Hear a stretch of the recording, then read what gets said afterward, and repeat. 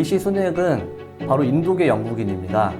1980년생으로서 210년 만에 가장 어리고 백인이 아닌 사람이, 그것도 인도계가 총리가 된 것입니다. 안녕하십니까, 레드버티컬 이재범입니다. 최근 영국 총리가 영국과 전 세계를 위기에 빠뜨렸다는 이유로 44일 만에 교체되는 일이 벌어졌었는데요. 이와 관련해서 왜 이런 일들이 벌어졌었는지, 그리고 새로 교체된 총리는 누구이며 앞으로 어떤 부분에서 주목을 해봐야 할지에 대해서 한번 알아보도록 하겠습니다. 우선 지난 9월 외무장관이었던 리즈 토러스라는 사람이 영국의 새로운 총리로 결정되었었습니다. 이 총리는 감세안을 강행하다가 단 44일 만에 사임을 하게 되었는데요. 아마도 LDI 마진콜 사태가 가장 큰 원인이었던 것으로 생각이 됩니다. 여러분들은 LDI가 무엇인지 잘 알고 계신가요? LDI는 연기금의 투자 전략 중에 하나입니다. 연기금은 연금을 지급하기 위해서 채권을 매수하는데요. 채권에서 받게 되는 이자와 운용 수익 중에 일부를 차감을 하고 약정한 연금을 지급하게 됩니다. 그런데 영국의 연기금 회사들은 운용 수익률을 극대화하기 위해서 최대 4배의 레버리지를 사용했다고 합니다. 운용 금액의 4배의 차입금을 활용했다는 의미와 같은데요. 4배의 차입금을 활용했으니 이자 수익이 4배가 됐을 것이고 운용 수익이 크게 증가했겠죠. 그런데 문제는 계속된 인플레이션과 미국의 고강도 금리 인상으로 인해서 영국도 금리를 인상할 수밖에 없었고, 2021년 12월 0.15%였던 기준금리가 2022년 9월 2.25%까지 오르게 되었습니다. 기준금리를 인상하니까 영국의 국채 수익률은 그만큼 상승할 수밖에 없었겠죠. 자, 여기에서 잠깐 채권에 대해서 알아볼게요. 1억 원을 빌려주고 15만 원의 이자를 받는 채권을 1,000원에 샀다고 가정을 할게요. 그런데 갑자기 1억 원을 빌려주면 225만 원의 이자를 받는 채권이 1,000원에 거래된다면 기존에 15만 원의 이자를 받는 채권의 가격은 어떻게 되겠습니까? 폭락하게 되겠죠. 그런데 토러스 총리가 450억 파운드 규모의 감세안을 내놓게 되자 시장에서 큰일이 벌어지게 됩니다.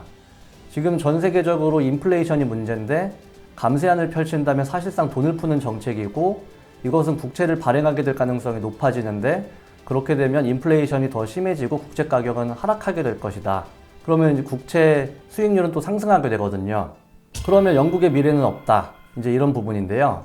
여러분들이 영국에 돈을 빌려줬는데 만약에 영국이 돈을 갚지 못할 것 같다라는 생각이 되신다면 어떻게 하시겠습니까? 당장 갚으라고 독촉을 하고 싶겠죠? 그런데 계약상 만기가 정해져 있으니까 갚으라고 해도 안 갚을 겁니다. 그렇게 되면 시장에 채권을 싼 값에 팔게 되겠죠. 자, 그럼 다시 돌아와서 영국의 연기금 운용기관에게 돈을 빌려줬던 금융기관들은 연기금 운용기관이 보유하고 있던 영국의 채권을 담보로 해서 돈을 빌려주지 않았겠습니까? 그런데 이 채권의 가격이 토러스 총리의 감세안으로 인해서 폭락하면서 담보의 가치가 하락하게 되니까 그만큼 돈을 더 채워 넣던지 아니면 금매로 채권을 팔아 넘기겠다고 선언을 한 겁니다. 전문 용어로 하면 돈을 더 채워 넣는 것을 증거금을 채운다고 하고, 금매로 넘기는 것을 마진콜이라고 이해하시면 되겠습니다.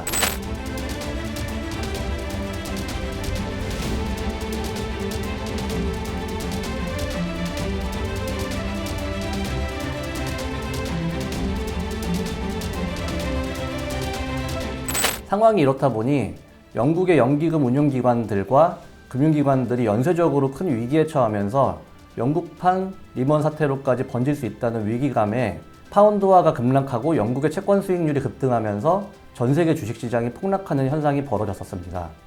참고로 채권 가격이 싸지면 채권 수익률이 올라가게 됩니다. 반대로 채권 수익률이 올라가면 채권 가격이 싸지기도 하죠. 이 부분은 채권에 대해서 따로 한번 공부를 해보시기 바랍니다. 그렇게 한때 세계를 호령했던 금융대국 영국이 금융위기에 빠져 망할 수도 있다고 하니 어떻게 됐겠습니까? 많은 반대 의견에도 불구하고 감세안을 밀어붙인 토러스 총리는 사임을 요구받게 됩니다. 결국 토러스 총리는 감세안을 추진했던 재무장관과 함께 44일 만에 사임하게 되는 역사적인 사건이 벌어지게 된 거죠. 그런데 더 역사적인 사건이 하나 벌어지게 됩니다.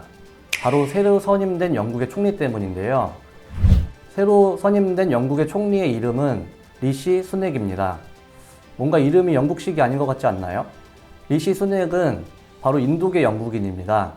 1980년생으로서 210년 만에 가장 어리고 백인이 아닌 사람이, 그것도 인도계가 총리가 된 것입니다. 이것은 미국에서 오바마 대통령이 당선됐던 것과 같은 정도의 사건이라고 볼 수 있겠습니다. 잘 아시겠지만 인도는 1858년부터 1947년까지 89년간 영국의 식민지로 살았던 국가입니다. 그런 인도의 혈통이 영국의 리더가 되었으니 지금 인도는 완전 축제 분위기라고 하네요. 이런 리시 수넥의 커리어가 상당히 재밌는데요. 그는 1.2조 원대 갑부로서 영국 옥스포드 대학에서 정치, 경제, 철학을 혼합해서 공부하는 PPE를 전공했다고 합니다. 보리스 존슨 총리 당시에 재무부 차관을 역임하면서 브렉시트에 적극 찬성했던 이력을 가지고 있고 유럽 통합이나 연합에 비판적인 정치 성향을 가진 사람이라고 하네요. 시장에서는 트러스 총리의 감세안을 철회하고 증세 등 긴축으로 가게 될 가능성을 높게 보고 있는 것으로 보여집니다. 그래서인지 토러스 총리의 감세안 발표 직후 3.9%까지 급등했던 영국의 2년물 국채 수익률은 현재 3.2%까지 하락하면서 안정을 되찾아가는 모습이고 RDI 마진콜로 인한 영국의 금융위기 가능성이 많이 낮아진 것을 의미한다고 생각하시면 좋을 것 같습니다. 리시 수넥은 영국 외 이력이 더욱 주목되는데요. 미국 스탠퍼드 대학에서 MBA를 했고 미국의 골드만삭스 애널리스트로 활동한 이력과 함께 헤지펀드 운영 이력이 있습니다. 그가 재무부 장관이던 시절에 미국의 영주권을 가지고 있었던 것이 논란이 된 바가 있었는데 그의 정치 성향과 과거 이력 그리고 미국 쪽 이력만 보더라도 현재 중국과 EU 등과의 격차를 다시 벌리면서 패권국으로서의 지위를 확고히 하고자 하는 미국과 좋은 관계를 유지할 수 있을 것으로 예상해 볼 수 있겠죠. 개인적인 생각에 우리가 주목해야 될 부분은 리시 수넥이라는 사람이 인도계라는 것입니다. 현재 패권 전쟁에 키를 쥐고 있는 국가가 저는 인도라고 생각을 하기 때문입니다. 이것은 예전에 저희가 미국이 러시아 무기 제재를 통해서 얻고자 하는 것이 바로 인도라는 영상을 한번 찍었던 적이 있었는데 그 편을 한번 참고해 주시면 감사하겠습니다. 어쨌든 현재 국제사회는 20여 년간의 세계화를 멈추고 미국과 중국을 중심으로 해서 계속된 패권 전쟁을 벌이고 있다고 해도 과언이 아닌데요. 저는 관심 깊게 보고 있는 부분이 IPEF와 브릭스입니다. IPEF는 인도-태평양 경제 프레임워크라고 해서 미국의 주도 하에 한국, 일본, 호주, 인도, 인도네시아 등이 포함되어져 있는 단체로서 중국과 러시아는 포함되어져 있지가 않습니다. 반면에 브릭스는 2006년 러시아 주도하에 만들어진 것으로 알려져 있는데 이머징 마켓을 대표하는 브라질, 러시아, 인도, 차이나에 남아프리카 공화국이 추가되면서 새로운 협력 모임으로 떠오르고 있습니다. 이란과 아르헨티나도 최근에 가입 신청을 했다고 하고 아마도 규모를 키우기 위한 노력이 계속될 것으로 예상이 됩니다. 이런 브릭스는 전 세계 인구의 42%, 세계 경제 생산의 24%를 차지하고 있는 모임인데 이것은 중국 주도하에 만들어지고 있는 RCEP보다 최근에 더 많이 언급되고 있기도 합니다. 자, 이 두 곳에 모두 포함된 국가가 하나 보이십니까? 바로 인도입니다. 그래서 저는 인도가 되게 중요하다고 생각을 하고 있는데요. 미국은 이미 중국의 공장들을 인도, 베트남, 인도네시아 등으로 돌리려 하고 있고 실제로 애플만 하더라도 이미 중국의 공장을 중단하고 인도로 돌리고 있는 중에 있습니다. EU도 탈중국을 서두르고 있는 중이죠. 또한 미국과 유럽은 러시아 우크라이나 전쟁을 빌미로 에너지를 무기화한 러시아를 고립시키고 있습니다. 결국 중국과 러시아는 내수를 살리던지 아니면 새로운 수출처를 확보하던지 이렇게 하지 못한다고 하면 앞으로의 전망이 그리 밝지 못하다고 생각합니다. 그런 가운데 중립국으로서의 위치를 유지하고 있는 인도는 현재 러시아의 값싼 원유를 수입해서 이익을 챙기고 있지만 아마도 국제유가가 하락하게 될 경우에 더 이상 러시아 원유를 사용할 이유가 없어지게 됩니다. 그렇게 되면 러시아와의 관계는 약화될 수밖에 없겠죠.